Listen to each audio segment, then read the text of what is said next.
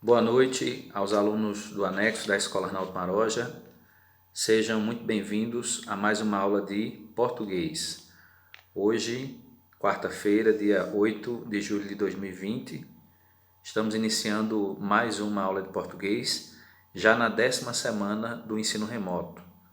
O nosso eixo continua sendo identidade e autonomia, e eu espero, gente, que vocês estejam bem, tomando aí os cuidados necessários, né? Para que em breve possamos voltar aos nossos encontros presenciais, as aulas presenciais que fazem muita falta, né? Conversávamos sobre isso ontem na reunião, na nossa webconferência que tivemos com alguns alunos, e discutimos sobre a dificuldade de trabalhar com essas aulas remotas, né?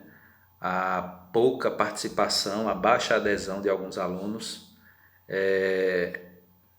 tem dificultado o nosso trabalho e isso contribui com esse desejo que temos de voltar logo ao nosso convívio habitual. Até lá é preciso que estes alunos que estão fazendo as atividades continuem, né, compromissados e também mobilizando aqueles que não estão participando, né? Como foi dito na reunião, a escola vai tomar algumas decisões, algumas medidas no sentido de incentivar e alcançar esses alunos que infelizmente têm ficado à margem, né? Não têm sido alcançados pelas atividades remotas. É uma pena. Bom seria se a maioria participasse, né? Então vamos lá para mais uma aula hoje de português. Pessoal, o assunto da aula de hoje é figuras de linguagem. É um assunto que costuma cair muito na prova do Enem,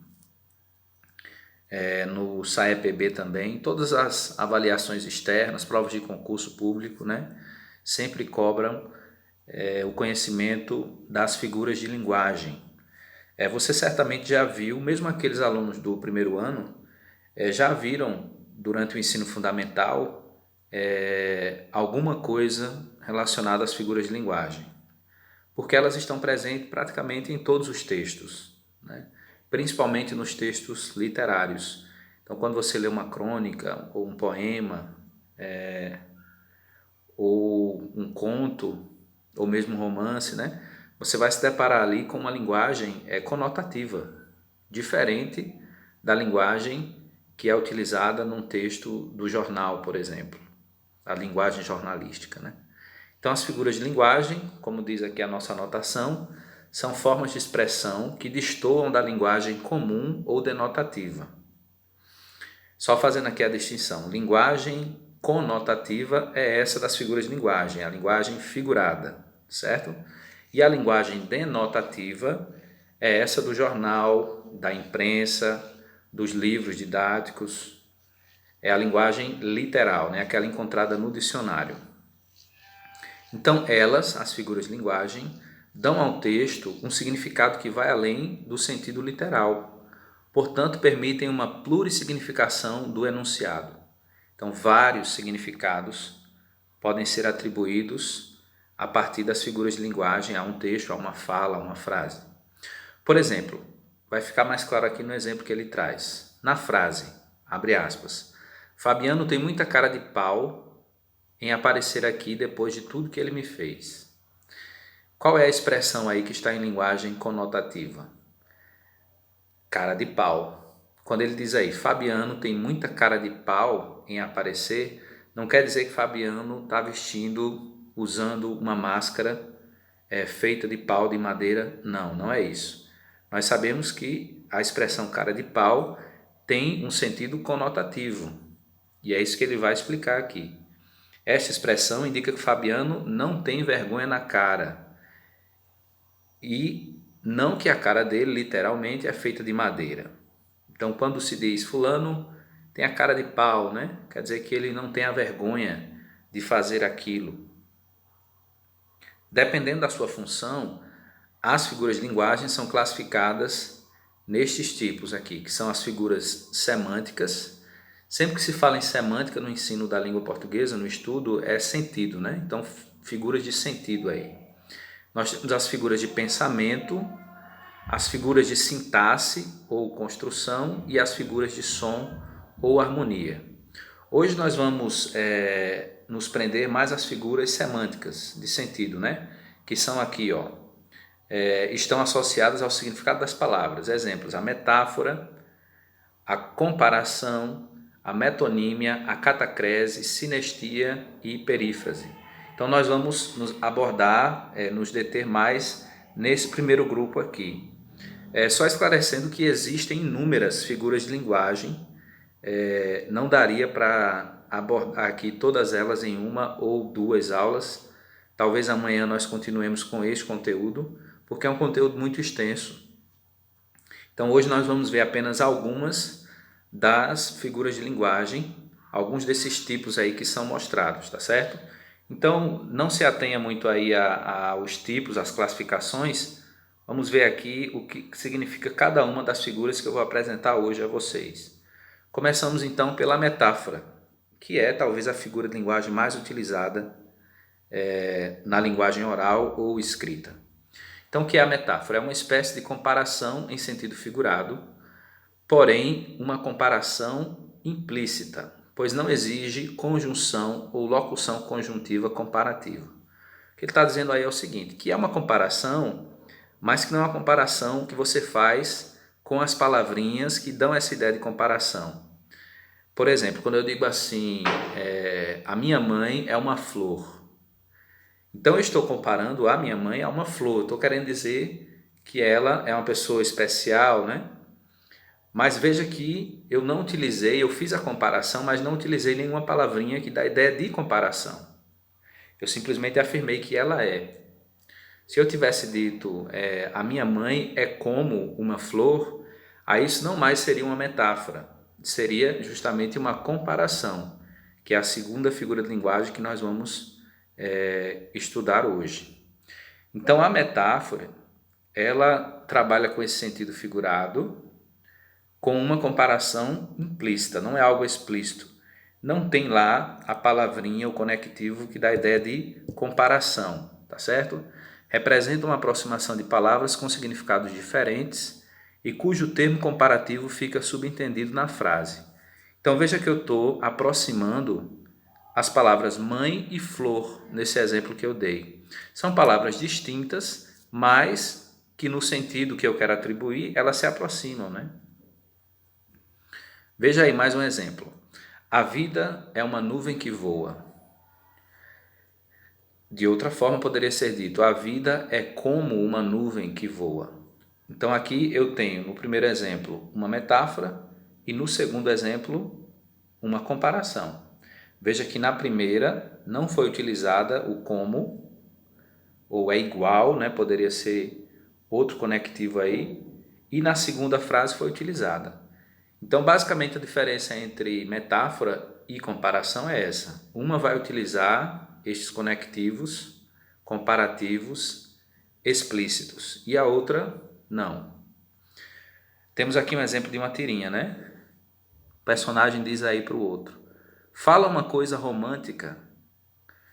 Meu amor é uma caravana de rosas vagando num deserto inefável de paixão. Uau, agora traduz. Aí você está querendo demais. Então, na tirinha aqui, o casal, né? A mulher, representada aqui pela fêmea, né? Ela pede para que o companheiro fale uma coisa romântica. Ele fala algo romântico, falando sobre o amor dele, é uma caravana, né? O meu amor é uma caravana de rosas vagando num deserto. Então, veja que aqui ele fez uma metáfora. Só que no último quadrinho, fica claro que ela não entendeu, né? O que ele disse, diz assim, agora traduz. E aí ele diz, então já está querendo demais.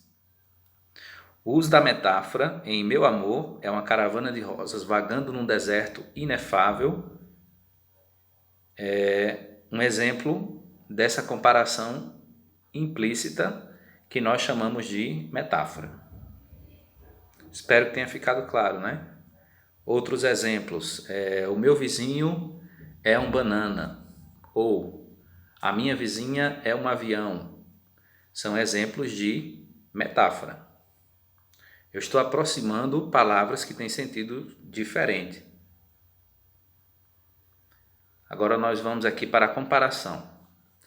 Chamada de comparação explícita, então veja aí que nesse caso aí está explícito que eu estou comparando uma coisa a outra. Ao contrário da metáfora, neste caso são utilizados conectivos de comparação, como, assim, tal qual. Exemplo, seus olhos são como jabuticaba. Então esse como aí é que diferencia a metáfora da comparação. Neste caso nós temos a comparação, porque o como aí é um elemento de comparação, é um conectivo que está sendo utilizado explicitamente. Veja aqui o exemplo da comparação na tirinha. Usando a linguagem dele, a moça diz: acorda, Armando, você não sabe que o amor é como uma flor? Se não for regada e bem cuidada, ela murcha e morre. Ele diz, né? O amor é como o motor do carro, Armando. Se não trocar o óleo e não cuidar da mecânica, uma hora ele não funciona mais. Entendi. Então veja que quando ele falou, quando ela falou sobre o amor, comparando a uma rosa, a uma flor, o companheiro não entendeu o raciocínio dela, mas quando ela citou a questão do carro, então ele logo entendeu. Veja que aqui é uma crítica ao comportamento dos homens, né? Que são pouco sentimentais, aqui na visão da tira, mas ligados a coisas como o carro, as coisas materiais, né? Então, o uso da comparação por meio do conectivo como, o amor é como uma flor, e o amor é como o motor do carro. Então aqui nós temos duas comparações. No primeiro quadrinho, como uma flor. No segundo, como o motor de um carro. Terceira figura de linguagem, a metonímia. É a transposição de significados, considerando a parte pelo todo, o autor pela obra. Existem outros usos da metonímia, mas hoje nós vamos se ater apenas a esses dois. Então, quando você troca o autor pela obra, ou quando você troca a parte pelo todo, então você está lançando mão aí da figura de linguagem chamada de metonímia. Exemplo, costumava ler Shakespeare. Isso quer dizer o quê? Que ele costumava ler as obras de Shakespeare. Vou ler Clarice Lispector. Então você vai ler Clarice Lispector? Não, você vai ler a obra de Clarice Lispector. Nós temos aqui um exemplo na tirinha do Chico Bento. O garoto diz aí para ele, né? Meu pai tem 800 cabeças de gado. E o seu? Aí ele humildemente, né? Sem entender direito o que o outro menino disse. O meu pai só tem um boi, mas ele está inteirinho. Então, cabeça de gado aqui, a parte representa o todo. Quando o menino disse que o pai tem 800 cabeças de gado, quer dizer que ele tem todo esse gado, né? O gado por completo, e não apenas a cabeça. E foi isso que o Chico não entendeu. Então, o uso da metonímia que substitui o vocábulo boi por cabeças de gado. Agora, a catacrese. Essa figura de linguagem representa o emprego impróprio de uma palavra por não existir outra mais específica. Por exemplo, embarcou há pouco no avião. A palavra embarcar, originalmente, ela se refere a barco. É isso que ele vai dizer aqui. Embarcar é colocar-se a bordo de um barco. Mas como não há um termo específico para o avião, então quando você entra no avião, as pessoas usam embarcar. Então isso é um exemplo de catacrese. Quando você não tem um termo mais apropriado, digamos assim. Bati o pé... bati no pé da mesa, por exemplo. Então esse pé da mesa, a mesa não tem pé na verdade, né? Está sendo utilizado aí nesse sentido pela falta de um termo mais adequado. É o que acontece aqui nessa charge, que retrata aqui a realidade do Rio de Janeiro, né? Lembrando que a charge é um texto crítico. Então você tem aí uma bala perdida, né? E o que é que a bala perdida diz? Senhor, poderia ajudar? Estou meio perdida. Então, a expressão bala perdida o uso dessa expressão é utilizada por não ter uma outra mais específica. Então essa bala perdida, a bala que alguém atirou e não alcançou seu objetivo, né? E alcançou alguém mais, é chamada de bala perdida, pela falta de um termo mais adequado. Agora nós vamos para a sinestesia. A palavra sinestésico se relaciona às sensações, aos sentidos do corpo humano. Então o cheiro, o toque, a visão, a audição. A sinestesia acontece pela associação de sensações por órgãos de sentidos diferentes. Exemplo: com aqueles olhos frios, disse que não gostava mais da namorada. Então a frieza ela está associada ao tato e não à visão. Veja que ele misturou aqui, né? Visão com tato, falando dos sentidos aí do corpo humano. Com aqueles olhos frios. Isso é um exemplo de sinestesia. E nós temos aqui um outro exemplo na tirinha abaixo. O personagem diz aí: e foi então que ele me deu aquele olhar frio dela. Nossa, quanto tempo que eu não ouvi alguém usar uma sinestesia. Não, tinha nada a ver com o sino. O outro não entende, né? O conceito de sinestesia, acha que é alguma coisa relacionada a sino. Não era puro desprezo mesmo. Que, aliás, parecia demais com esse olhar que você me deu agora. Então, na tirinha, a expressão olhar frio é um exemplo de sinestesia, porque está mexendo aí com os sentidos do corpo humano. Nós temos aí o olhar, a visão e fria o tato. Então a sinestesia acontece pela associação de sensações por órgãos de sentidos diferentes. Hipérbole, já entrando no campo das figuras de pensamento. A hipérbole corresponde ao exagero intencional na expressão. Quase morri de estudar, como alguns alunos estão reclamando desse ensino remoto. Estou estudando demais, professor, estou morrendo de estudar. Então aí você está usando uma figura de linguagem que é a hipérbole, a figura do exagero, né? Estou morrendo de sede ou fome. São exemplos de hipérboles, como aparece um aqui na tirinha. O garoto aqui chega para o outro e diz, né? Tô ficando atoladinha, tá cantando um funk conhecido. Ele diz, estou ficando atoladinha. O outro olha assim, hã? Viu como canto bem? Aí ele diz, aposto que Elis Regina, ou seja, uma grande cantora, né? Está morrendo de inveja. Então esse exagero aí é a hipérbole. A expressão morrendo de inveja é a hipérbole. O eufemismo, faltam só duas. Eufemismo é utilizado para suavizar o discurso. Quando você quer aliviar alguma coisa que é pesada para dizer, né? Então você dá uma suavizada na linguagem, você está utilizando o eufemismo. Por exemplo, entregou a alma a Deus. Esse entregou a alma a Deus quer dizer que fulano morreu, né? Acima, a frase informa a morte de alguém, no caso aí, ao lado. Que poderia ser fulano descansou.